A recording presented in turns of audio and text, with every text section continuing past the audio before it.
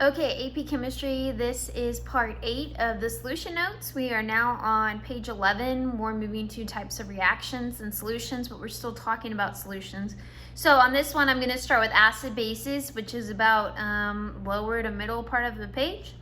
So first of all, there's tons of definitions of acids and bases, and in the previous notes, at the beginning when we started acids and bases, I went over them. There's Lewis, there's Bronsted-Lowry, there's Arrhenius, I don't think I say his name right, but all these different definitions. So the definitions that are in this part of the notes are any compound upon reaction with water produces a hydronium ion, which a hydronium ion is the same thing as producing hydrogen. So a hydrogen ion looks like this, and water, that's what you're putting it in, looks like this. A hydronium ion is when you add them together. So this is a hydronium ion, and a lot of times this is what people refer to whenever they talk about acids, because that hydrogen would be attracted to that oxygen also, because water is polar. And so that being said, I'm talking about hydronium, if it forms a hydronium ion, and then a base's definition in this case would be if it provides a hydroxide ion in water. Your notes do mention the Bronsted-Lowry definition does not, it talks about being a proton acceptor versus a proton giver. So you could go back and watch those notes for acids and bases, because I did cover that with y'all before we found out that that's not on the AP exam. But real simple, basic definitions right here for you. Important to note though. A neutralization. So neutralization is when the moles of acid equal your moles of base, and so then that means you're going to form a salt of some type.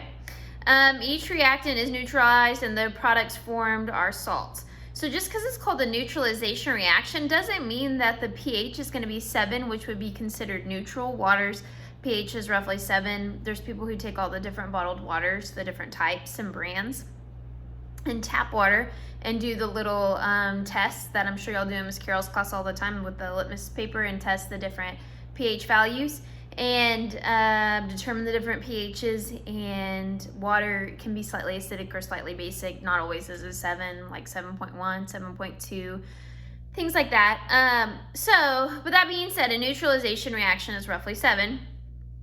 And so there's salts. So this neutralization is dependent, the pH is dependent on the salt that you make. And so some salts are neutral and some salts are not. And if we would have gone into acids and bases and done equilibrium, we would have learned which ones were and which ones were not and been able to figure it all out.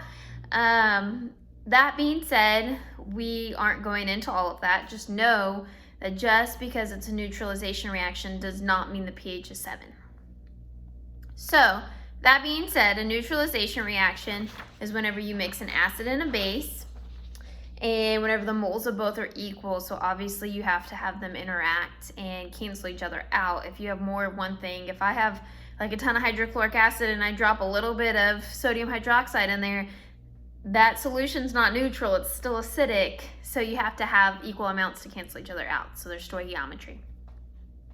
So now we're on to page 12. There are some exercise problems to work for neutralization reactions. It's a lot of stoichiometry, and then using pH, which is in the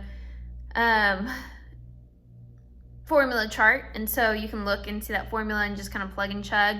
Should be pretty straightforward, but if you need help, please let me know. I'd love to help you.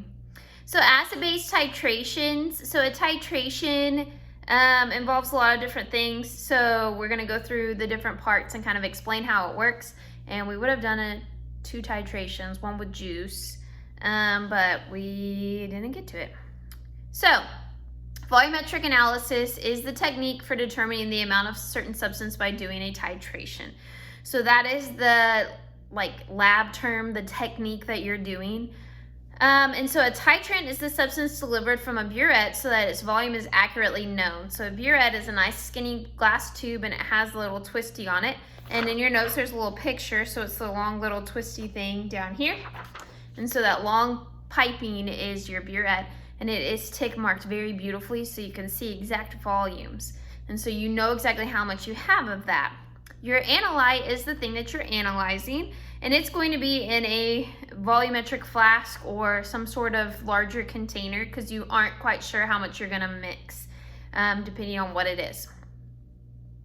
And so you do need to either know its mass or volume accurately. So sometimes if you have an unknown substance, you can weigh it and then dissolve it into some DI water and then go that way, or if it'll measure the volume of it. So that's what it means by mass or volume. And then the equivalence point is the number of moles of OH hydroxide are equivalent to the moles of the hydronium ion. And so at that point, you're at your equivalence point. They're equal to each other. They're canceling each other out. And then the second you do one more drop is when you go over that. So your indicator undergoes a color change at the end point. And so phenolphthalein is not the only one in the world. So that's the most common one that most people pick is phenolphthalein because that's what people use all the time. But there's other types of indicators out there.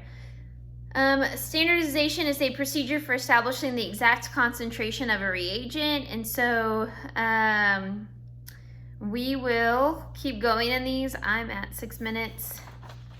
So we'll keep talking. I'll talk a little bit more about titrations here in I'll finish it off. So you have your substance that you're analyzing, you have the amount of the stuff, and so you're gonna drop it in, you're gonna reach the equivalence point, and depending on how it works, either your indicator is already showing a color, and then it's gonna go to colorless, or it's clear, and then it's gonna change to a different color. And so in one of the labs I did in high school, we used potassium permanganate, which is a beautiful purple color, and the liquid was clear. And then whenever we finally got enough potassium permanganate in there, it immediately changed to purple. So at that point, you are at your end point. And so that's whenever it changes color. And the drop right before the end point is the equivalence point. And so that's how you can do your stoichiometry. You go one drop back, and so there's a little bit of error in it. But if you use a graph and you graph it, you can normally figure it out. But then you know your moles of hydroxide are equal to your moles of your hydrogen, and then you can do stoichiometry to figure out how much was in that substance based off of how much you had to use out of your burette.